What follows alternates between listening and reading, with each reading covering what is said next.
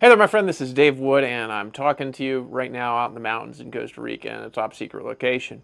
And, I just wanted to pop on the camera because I got my cameras and I've got my equipment here and everything like that, and say hello to you. And also just kind of give you some of my thoughts about some stuff that's going on. I think I was just talking to, my videographer a little bit earlier on today about just the AI stuff, and how sick of it I think that we all are, I think that AI is in almost everybody's post. People are commenting with AI now, and the thing is that the AI stuff is starting to really be pretty indistinguishable from normal stuff. It's not there. You can still see little tiny clues that that's not a real scene or something like that, but it's pretty close to indistinguishable. And I actually think a lot of people, they can't even tell, even if the videos are watermarked, if it says Sora or whatever. And so obviously I wanted to just, pop on the camera and do a video that was AI free. Of course, then I might pop on the cameras and do a bunch of scripts that are written by AI or something like that. I don't know. You never know what's going to come out of my mouth. But the reality is just that, I think that people need people. I posted about this on Facebook the other day about how there's just tons of people right now that are doing things like they say AI is my best friend, or they say ChatGPT is one of my best friends. And this is not some people, right? This is there's very intelligent people with PhDs and business people that are very successful and things like this, that they feel like AI is a better friend than anybody else that they've got around, which to me is really sad. And one of the reasons is, and I posted this on my wall the other day, is that I hope you understand that AI has no feelings whatsoever, none, zero. It doesn't think about you, a friend thinks about you, they wonder how you're doing. I met a guy, one of my best friends growing up, Scott Halfacre, for example. I think right now he goes by Scott Whittier, but I met him up in Fairbanks, Alaska, and I think about him, probably, I don't know, once every day or two, he pops up in my head, and I'm I wonder how Scott's doing, you know what I mean? My videographer, I think about him, my staff, I think about them, my son, I think about him, a dog loves you, if you get a dog, when, you're playing with your dog and everything like that, they've tested that, the parts of the brain that are the same parts of human brain that are responsible for emotions. Dogs have full range of human emotions because they're mammals. All mammals basically experience the same emotions. A dog loves you, A dog thinks about you when you're not around, I remember my brother Johnny, who again passed away, who was my best friend. And, if you never saw that story, he was the one that got shot by the police out in Crestone, Colorado, unfortunately. But my little brother Johnny, he had this dog. His dog name was Opie, and he used to say all the time, Opie's my best friend, right? And I lived with Johnny for a little bit when I was having a really rough time. And I stayed at his house when he would, get in his car and he would drive down. He had a little local guitar store out in St. George, Utah. And it was a very successful store, actually. He later ended up selling it and had a decent amount of assets. Actually, had some houses, had some properties and stuff like that. When he passed away, I think people thought he was some homeless person or something, but he actually wasn't. He was a very wise kid. His dog, Opie, he loved that dog. That dog used to just sit there and wait for him staring at the door.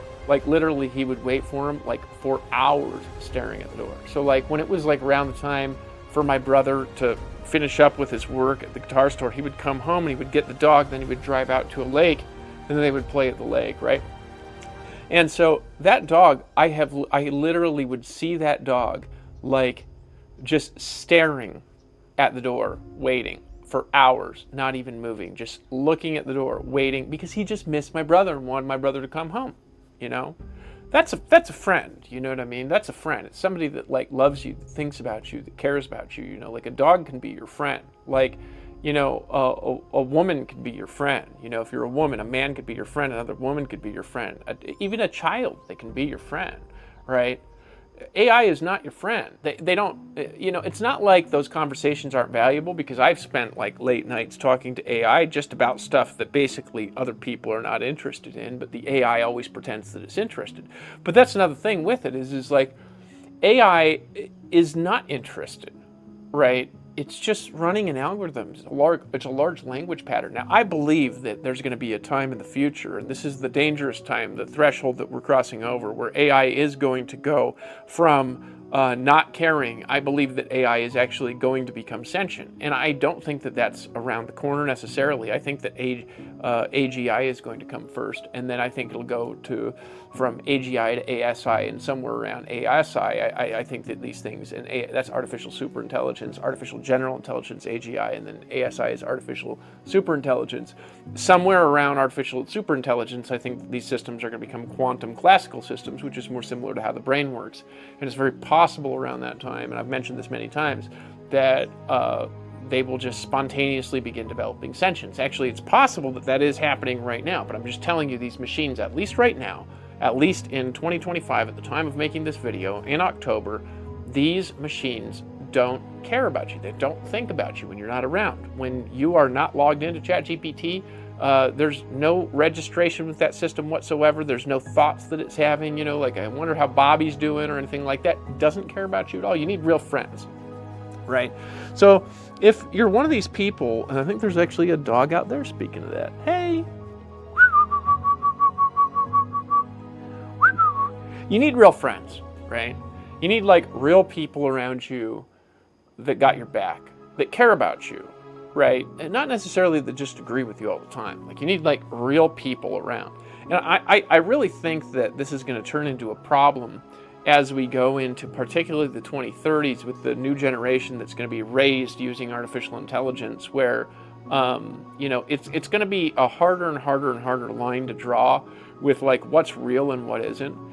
You can't really tell right now when you look at a video, like if you saw some of these videos with like the animals, that people are making with Sora, the new model that just got released the other week.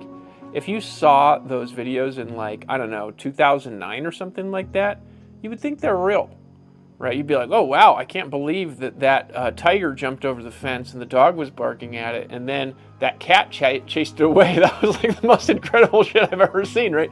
You would 100%, you would see that thing, and you would 100% think that thing was real. The only reason why you look to check if it's real right now is because you're starting to not be able to believe your eyes. You're starting to not be able to believe your ears, right? I think that one thing that marketers have done to the market over a very long time of really abusing the market, and this is from people that probably are operating on a less ethical standard, but they've made it so people don't believe advertising like the way people used to believe advertising. Like it used to be, I mean, back in the 90s and the 80s even and stuff like this, when you had TVs, right? People used to see ads and they used to believe actually what was in the ad. Now, they were probably just full of shit back then as well, but it wasn't so accessible to how full of shit they are now. But now on the internet, essentially almost every product or service, not every product or service, but almost every product or service, it just has AI generated testimonials, right? They're not even real testimonials. I mean, the things where it's like, 5 stars, I love this product, make my hair grow back. It's just like, people will just like, put their product specs into ChatGPT and say, give me 30 testimonials from different people. And then they'll just copy them into the websites that they're building with the video testimonials, where you got like an old grandma swearing by like this new, scalp oil that, made her scalp stop itching for the first time in 3 years. It's just AI generated testimonials. Like, it is literally at a point where it is difficult to come up with a standard on how to judge whether or not something is real and whether or not something is useful. It is becoming increasingly difficult to do this. Now, there are still methods by which you can check if something is credible and useful, but the reality is that line is getting crossed to the point where, I don't know, it's like, I think I heard Neil deGrasse Tyson talk about this. I watch some of his Star Talk sometimes and stuff like that. I like him, and then I don't remember what that other guy's name on there. It's that black guy that like laughs, and he laughs like, oh man, what's the other guy's name? I can't remember him. On Fresh Prince of Bel-Air, you had Will Smith, and then what's the guy's that, he does this, like he's snapping it. I can't remember his name, the dorky one. And that guy in Star Talk acts like the dorky guy in Fresh Prince of Bel-Air. But I watch it from time to time, and he's talked about how AI is going to ruin the internet. He's hilarious, right? And so he looks Mormon 100%. I don't know if he actually is. But like that guy is like hilarious, right? But he's so dorky. But then you got that guy on Star Talk as well. And, but they're talking about how AI is going to ruin the internet. And actually, I just saw Mr. Beast post something just the other day, and he's actually concerned, which I think it's, that's just him kind of maybe like wondering if he's going to lose touch himself, because he spends a lot of money on his videos, and he has big teams of people working on his videos and a lot of time obsessing over those video scripts. But you are getting to a point right now where people are losing the ability to tell. They literally cannot tell if something is being generated with, like, did that guy really jump out of the airplane and with a parachute? Or is it an AI generated video? Is that really a tiger that like jumped over the fence and grabbed that dog and ran off in the woods? Or is that an AI generated video? And there's other things going on too, like you see all these videos of like little children playing with bears and feeding them out on the porch and stuff like this, right? And I actually have kind of wondered about, like, what if people see these videos and don't know they're not real, and then go try to like give food to a bear or something like that? You can't do that. That's not a very smart thing to do. So like there is a line being crossed where we're getting to a point where we can't really believe our eyes. We can't really believe our ears. We're being deceived in the marketplace. The internet is just full of AI content. And then that AI content is then being used to train the AI systems, right? So it's turning into kind of a what do you call it? A snake eating its own tail, where it's like, is this a good thing? You know what I mean? And I think that there's a point where we do need to ask ourselves that. The AI is not going away, but is this a good thing, right? Is what's going on with us a good thing? Is, a child or an adult who can't make any real friends because they have no people skills, but they call AI, chatbots their best friend? Is that a good thing, or is that a bad thing? Are we becoming so unsocial that we can't pop into a post anymore and actually write our own comments, or turn on a camera and actually make our own videos, or write a blog post and actually write our own thoughts? Like, how can you tell right now if what you're reading in a blog was written by a human, or if it was written by a request to Claude? How can you tell? How can you tell if a sales page for a product that you're looking at right now, it was written by a human who actually cares about a product, or if it was just a product fed into AI and said, hey, model this brand over there and give me a website just like it? How can you tell if you're on a website that's actually trusted at the moment, or if you're on a website where the trust is being constructed by people that pay for services to increase their Trustpilot score, where they're paying, $700 or $1,000 a month for tons of fake reviews? How can you tell if the testimonials you're looking at are being generated by artificial intelligence or actors, or if they're actually like satisfied customers? Now it's getting to a point where less and less and less of the testimonials, for example, are actually satisfied customers. Very few of them are.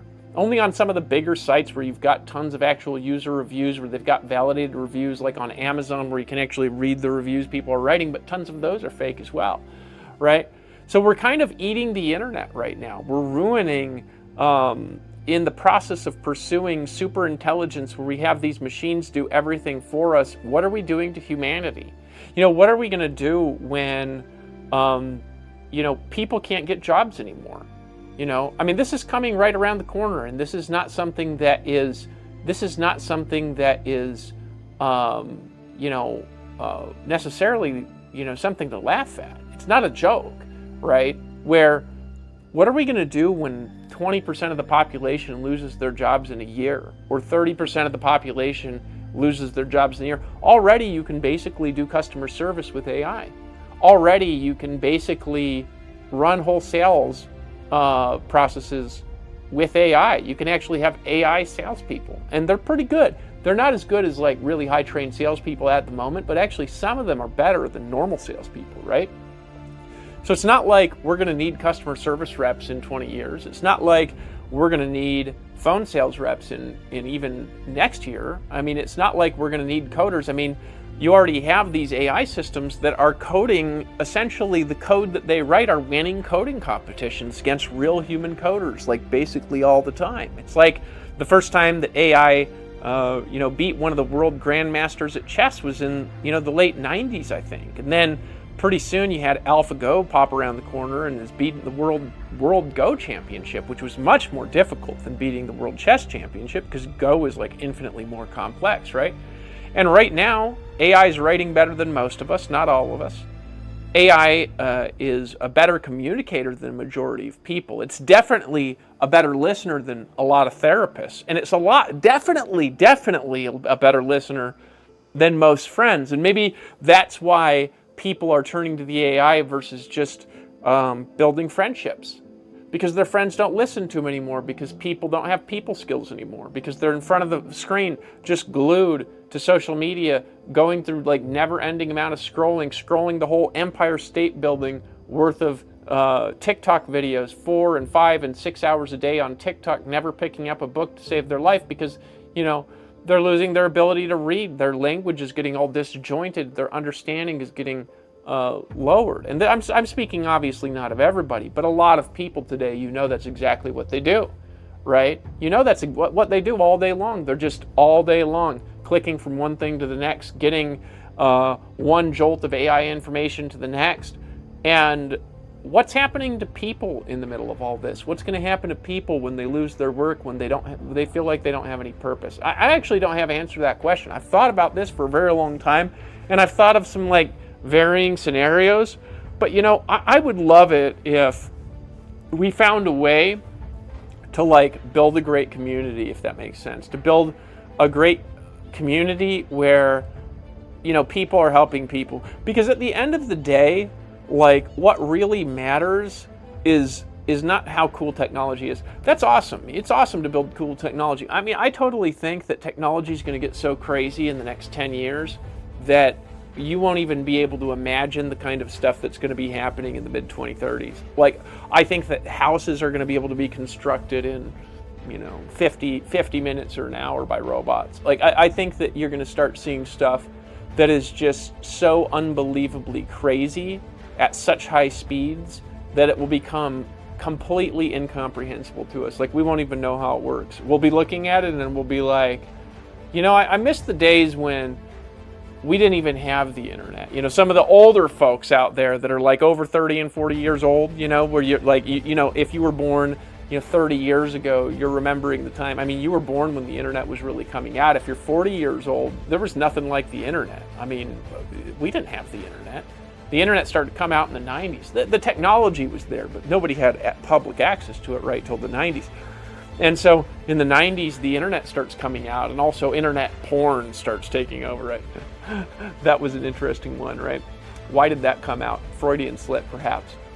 But in any case, what happens is that now you have technology, you got marketers, you got lifestyle marketers, you got YouTube stars. Now the media is changing from big media to the YouTube stars. But now technology is just making everything up. So how are you going to tell what a politician really says and what they don't say 2 years from now?